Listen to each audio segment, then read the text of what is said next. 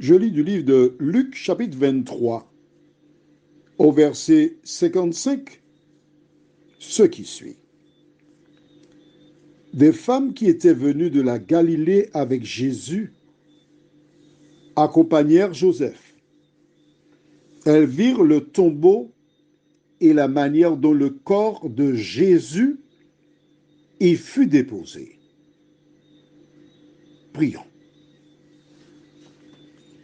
Notre Seigneur et notre Dieu, alors que nous prenons le temps pour étudier cette référence biblique, que le Saint-Esprit nous conduise en toute la vérité et que nous puissions bien comprendre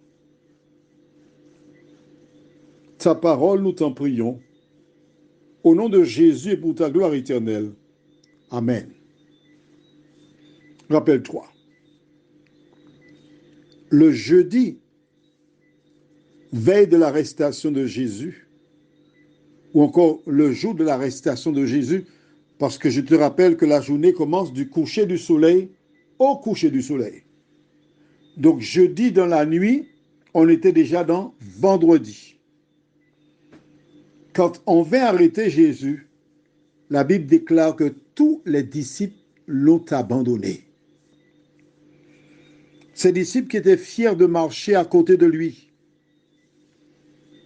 qui partaient pour parler de Jésus, qui racontaient ses merveilles, qui organisaient la distribution des pains et des poissons quand Jésus bénit ces derniers, qui allèrent chasser des démons au nom de Jésus. Mais lorsque la persécution est arrivée, ils ont tous disparu. Comme je te l'ai dit, chaque année, je lis la Bible, de Genèse à Apocalypse. Il y a une histoire qui me fait rire, qui m'amuse. Parmi les disciples de Jésus, un avait un drap autour de lui. Quand on a tenu le drap, on a dit, tu étais avec Jésus. Il dit, moi non, je n'étais pas avec lui. On a tenu fortement, il s'est débattu. Il a laissé le drap entre les mains de ces personnes et la Bible déclare qu'il prit la fuite nue dans la rue. Tu te rends compte? Un prédicateur de l'évangile qui court tout nu dans la rue. Personne ne peut l'arrêter. Voilà donc pourquoi quand Jésus mourut, il n'y avait pas de disciples. Tous s'étaient terrés, cachés. Jésus n'était plus fréquentable. Jésus n'avait plus pignon sur rue. Ça ne te rappelle pas quelque chose? Quand tu es au sommet de la pyramide, oh, tu as des amis, des gens te voient, ils t'appellent, comment vas-tu? Il suffit que tu aies un seul petit problème. Et ces personnes te tournent le dos.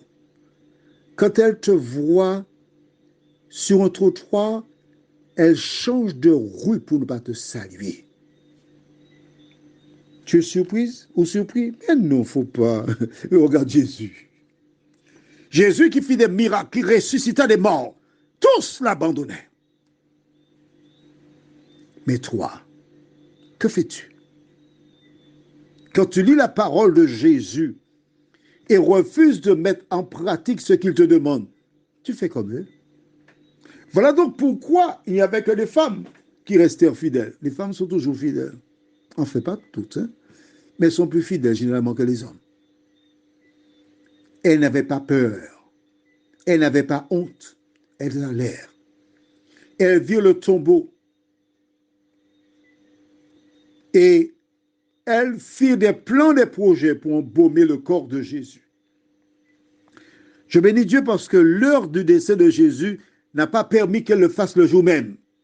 Je vais t'expliquer pourquoi prochainement. Mais si demain tu sauras, tu te connais déjà, ne lis pas la suite. Prions. Notre Seigneur, notre Dieu, si par le passé le diable a souvent utilisé des femmes pour détruire les hommes, pour introduire le péché dans le monde, etc., nous sommes heureux de voir qu'il existe de cette femme qui n'ont pas eu peur de dire « Nous sommes des chrétiennes. Nous connaissons Jésus. Nous n'avons pas honte de lui. » Aujourd'hui, Seigneur, quand nous nous trouvons dans certains endroits et les gens racontent des blagues juste bonnes pour les porcs, de nous aider à nous rappeler que nous sommes des chrétiens. Ne pas avoir honte de nous lever, de laisser la porcherie. De ne pas avoir honte d'exposer nos convictions. Mais Seigneur, le plus simple consiste pour nous à ne pas fréquenter des personnes qui de manière régulière